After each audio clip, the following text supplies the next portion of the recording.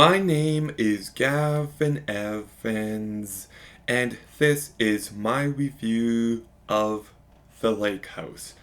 And this movie has been on my watch list for over a decade at this point. I've always been meaning to watch it, but I just haven't gotten around to it until this morning. Well, I finally put it on and I loved it. I thought this movie was so good, and I kind of wish I watched it much sooner. So, let's begin by talking about the cast. And Keanu Reeves is the biggest enigma in Hollywood. Because sometimes I think he's really great in River's Edge, in Knock Knock, in Toy Story 4, in John Wick, in Speed, but other times, he's really bad. Like in Good Fortune, and Sonic the Hedgehog 3, and Sweet November. He's so inconsistent, but this is definitely one of his better performances. I thought he was so charming and likable, and he just carried the movie incredibly well. We also got Sandra Bullock, who does great work here. She feels really human, really grounded, but still being a delight at the same time, and she fully delivered as this character. Dylan Walsh is pretty decent in this movie. Moss-Bachrach, who I didn't know he was acting all the way back in 2006. Like, I know him from The Bear and Fantastic Four, but he was around back then. But anyways, he's good. He doesn't have much to do, but he still stands out enough. We also got Shui Agdeshlu, who I always enjoy her presence. Her voice is so distinct that anytime I hear it, I just think of Grayson from Arcane. But she makes what could have been a forgettable side character really stand out. We've got Christopher Plummer, who does pretty decent in his minimal screen time, and Lynn Collins, who I thought really excelled as her character. I kind of wish she had a bit more to do, but everybody does great work here, and I just love the premise. It's very unique, it's creative, and I do think this movie is smartly written. This movie is all about yearning for someone. This movie is all about the importance of timing, and it's also about how relationships need time in order for them to work out. And I do think there is a level of depth here, and it also works as a romance because this movie is sweet and charming, and it just gives you all the warm feelings you want to feel in a movie like this.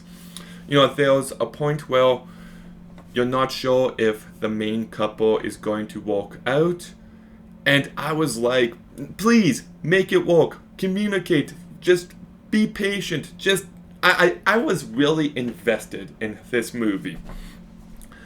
But then we do get to the ending, and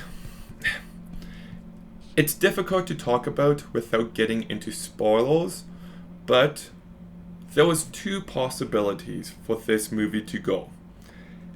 It could have ended in a way that made perfect sense, but would have been unsatisfying, or it could have ended in a way that would have been messy and convoluted, but would have been satisfying.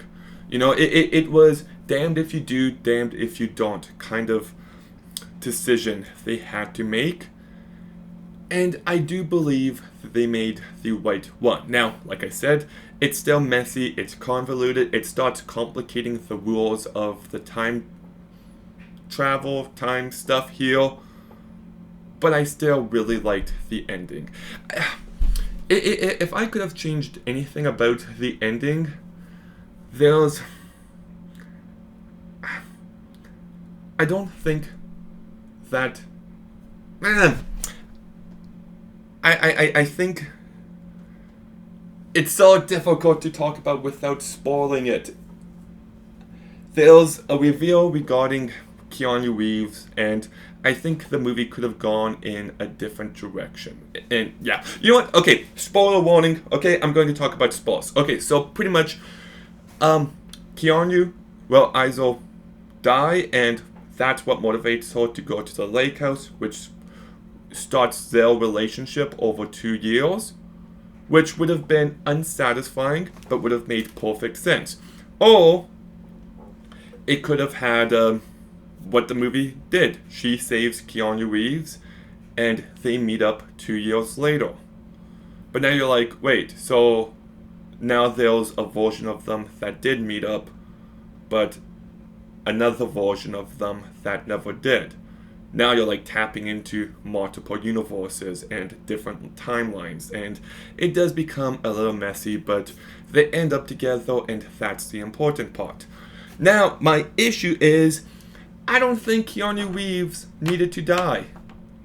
Like, I thought it was so smartly written in how Sandra Bullock is left waiting for Keanu Reeves, and he never shows up. Therefore, she gets heartbroken, and therefore she ends things, creating a heartbreak in Keanu Reeves. And it turns out the reason why he wasn't there that night was because he died. But I think it could have been better if it was because he moved on. So like, her heartbreak created his heartbreak, which created her heartbreak, which would have been such a cool paradox throughout this movie. And then they could have bumped into each other later on, and they could have made it work. See, that's the ending I would have loved. But still, I do like it when it turns out Keanu and Sandra did meet a couple years prior, and that one guy that she was kissing was actually him, and there are some really smart things here. I just feel like the ending could have been better, but I still love this movie. It's unique, it's romantic, it's sweet, the cast does a great job. I'm giving The Lake House an 8 out of 10. Okay, have you seen The Lake House?